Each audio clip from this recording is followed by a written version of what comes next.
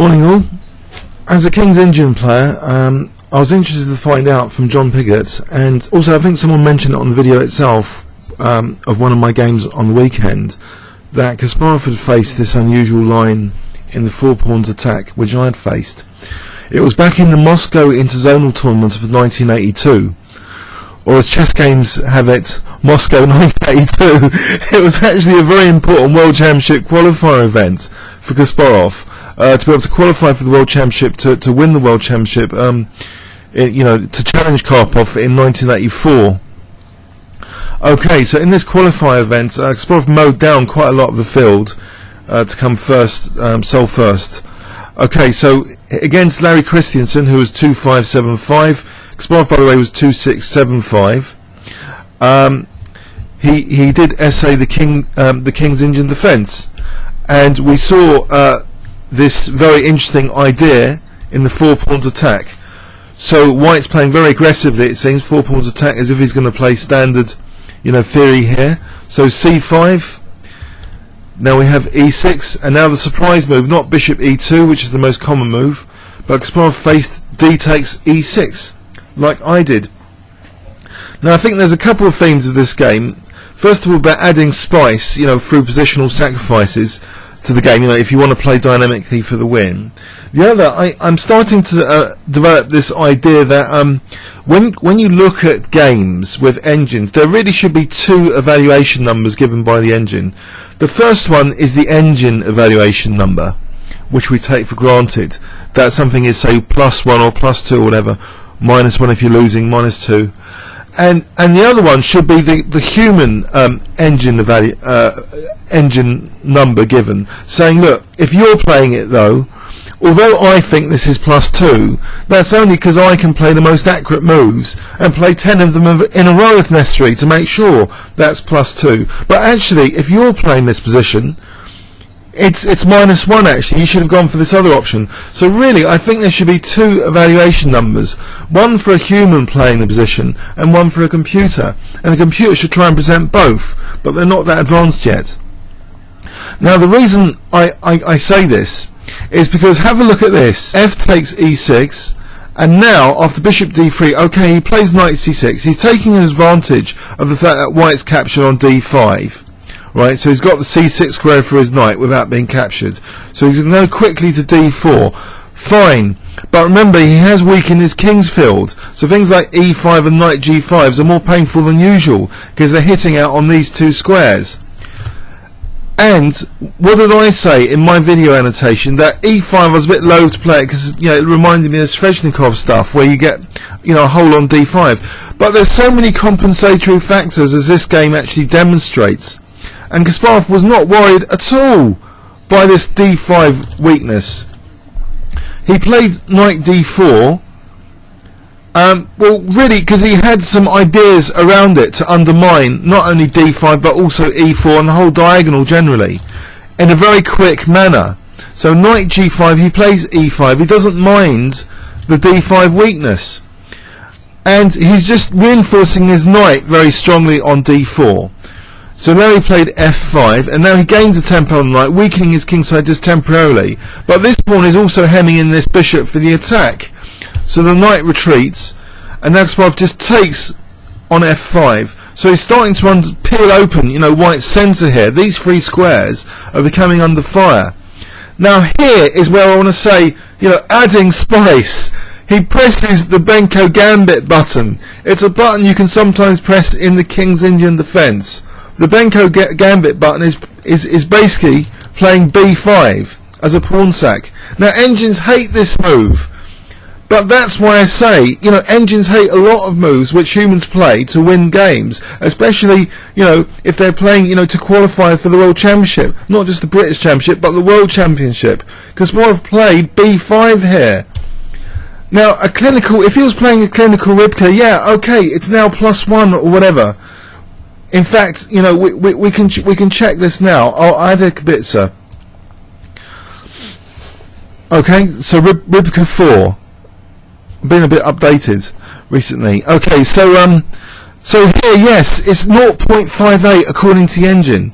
that's of no use to us. This is easy to play for white. In fact, white immediately blunders. He doesn't like the look of knight takes b5 because intuitively, you know, he's thinking about control and maybe this bishop coming to b5. He doesn't want to lose grip on these two central squares, which is a lot of, you know, a lot of human masters. They're going to be thinking about the centre and key squares a lot of the time. There isn't the brute force luxury that engines have. So there's really two evaluation numbers here. There's the human evaluation number. This is going to be easier to play for black from here on in. In fact, white goes catastrophically downhill from this position. He doesn't take, he allows black to undermine you know, the centre, thinking it's at least going to get a grip on d5 if b takes c4. Unfortunately, there's a very rude and very sharp awakening here. After bishop takes c4 check, king h8, okay, Larry's got this idea he's going to get a grip on d5 at the very least, surely. So he takes on d4 and plays knight d5. Now, in this position, okay, if bishop b7, then maybe knight takes and bishop e6, because the bishop will be losing control of e6. So, although it's tempting to seize this diagonal very quickly, so, you know, it's probably not that great. You know, maybe you know, after that it's not that brilliant. But Kasparov finds an incredible dynamic move, one of the strongest moves actually technically in the position apparently, according to engine checking. I wonder if you can spot it. So trying to it's a positional kind of tactical move to undermine white's control of d5. So how would you do that? If I give you 10 seconds here, I wonder if you can spot this next move, starting from now.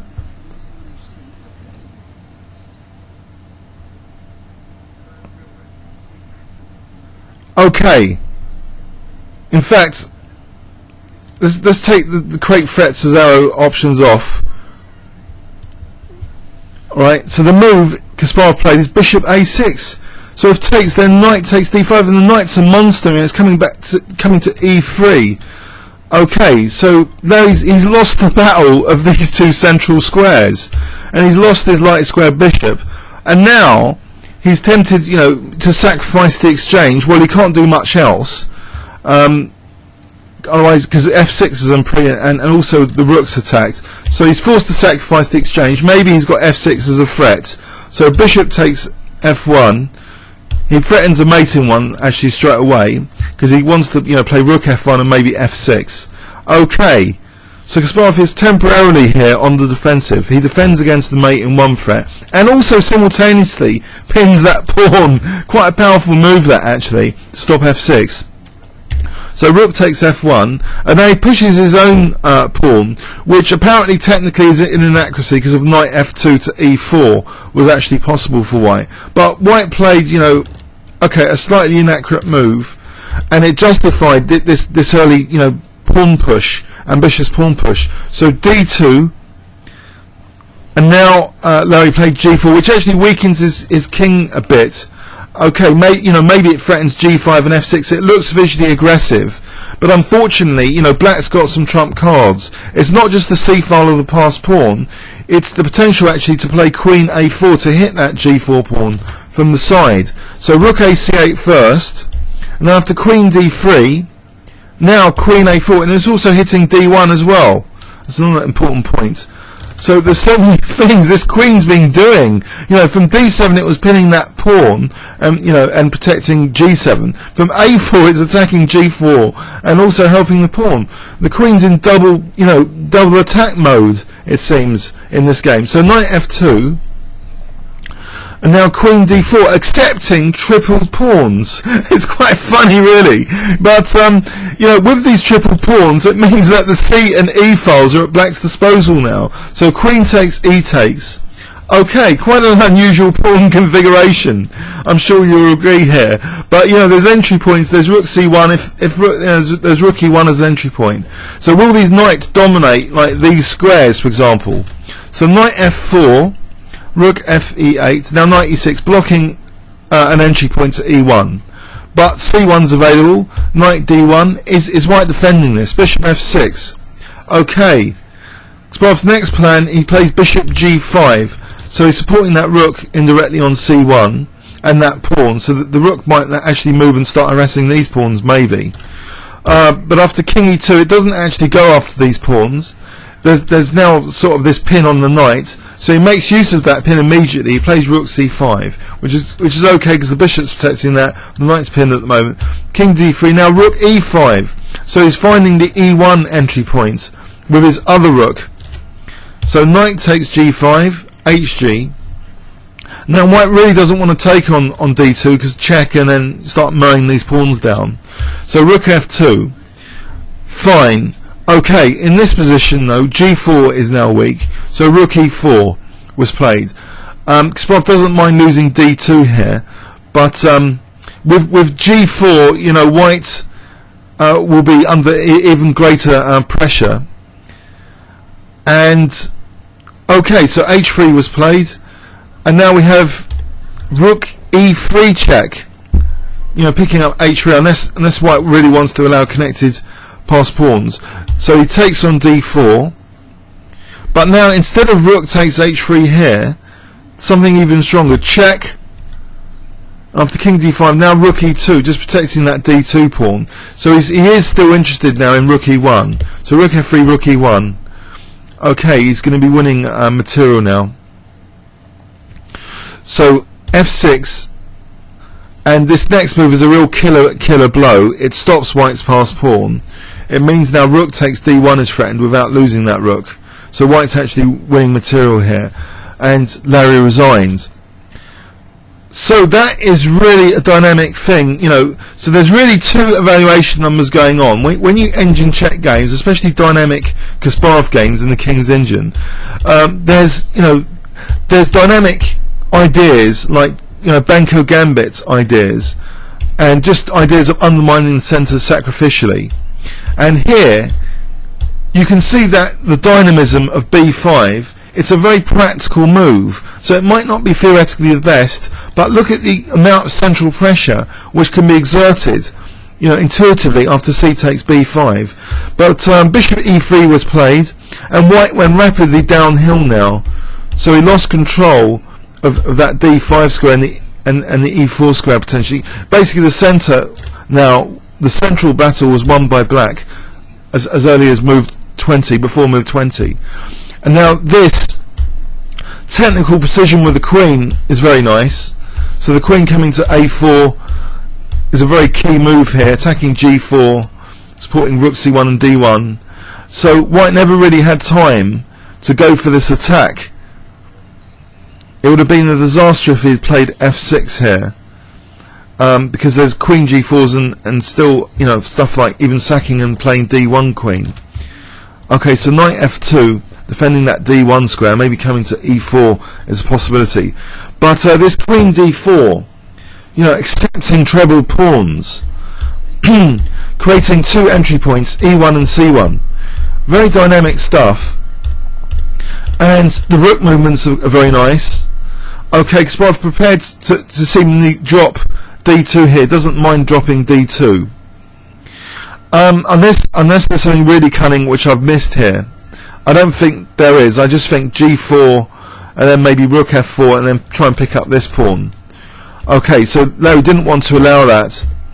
But now something worse happened. That d2 pawn was still a menace. So even in this position, with white seemingly with this promising candidate passed pawn, the rude awakening here, rook f4. So if f7 just taking on f3, and then the pawn's not going anywhere on f7. So here white resigned. I hope you enjoyed that, and so that's probably how a more practical way of playing energetically against this particular system in the King's Engine 4 pawns attack, with the early d takes e6. So f takes. Kasparov just put his knight on d4. Didn't mind the gaping, you know, d5 apparent weakness. It was only an apparent weakness because he's playing energetically now to struggle for these key light squares with this b5 move. Comments or questions on YouTube?